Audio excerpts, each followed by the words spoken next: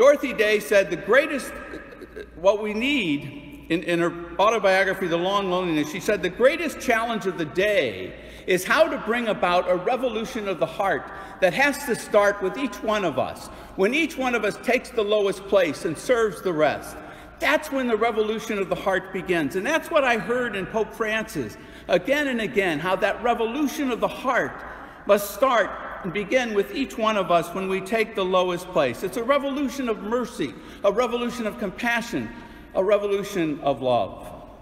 Which is why the negative pronouncement regarding the blessing of same-sex unions last Monday was very disappointing to so many. From his statement early in his papacy, when he said about gay priests, "Who am I to judge?" to his support for the civil protection of same-sex couples last fall, Pope Francis has reflected an inclusivity that has instilled hope in many people throughout the world, most especially within the LGBTQ community, who have often felt rejected by the Church. In 2005, when the Vatican issued a declaration which decreed that men with homosexual orientation were banned from the seminary and from the priesthood, Father Timothy Radcliffe, who was the Superior General of the Dominicans, was asked what he thought about that ban. And he said, "I wish the Church would be more concerned about who seminarians hate rather than who they love." And that line came to me last Monday because I hope the Church would focus more on how we are to love and honor and bless each person as a child of God, rather than denying God's grace or blessing to anyone. On a retreat a few years ago, it was actually a few weeks after Pope Francis said, "Who am I to judge?"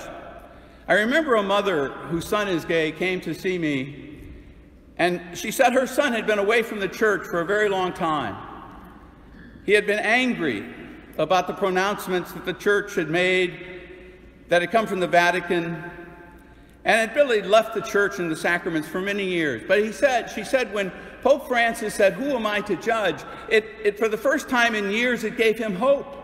And he returned to the church, he returned to the sacraments. I fear many will hear the pronouncements from last Monday and lose all hope. But I hope that we listen carefully to the readings this fifth Sunday of Lent, because they're so important to remind us that the covenant of love is not written on stone, but etched upon the heart. It's not written on declarations, but it's written upon the heart. The message of Jesus is not about following rules, it's about following Jesus. When the real tests of life come, the death of a loved one, the loss of a job, the death of a dream, the disintegration of a relationship, knowing the rules won't help us, but trusting that we are known by heart, known by God, will help us get through the crisis of the cross. We cannot separate ourselves from this relationship, Jesus says, because as we pray in the Eucharistic prayer for reconciliation, God has signed, sealed, and delivered that relationship, that covenant, the new covenant, has signed, sealed, and delivered it in the blood of Christ by a bond that can never be broken. The new covenant relationship is more than ideal. It's real. We see it in the sacrifice of parents that they make for their children. Spouses make for each other. Adult sons and daughters make for their ill and infirmed parents. And living this covenantal relationship, we all know, is not easy. It's never easy. But as people of faith, we believe the very reason Jesus came into the world is to show us once again how God's love is not etched upon stone, but etched upon our hearts. My brothers and sisters, I still believe in the revolution of the heart. I still believe in the revolution of God's tender mercy and compassion. And I pray you do too.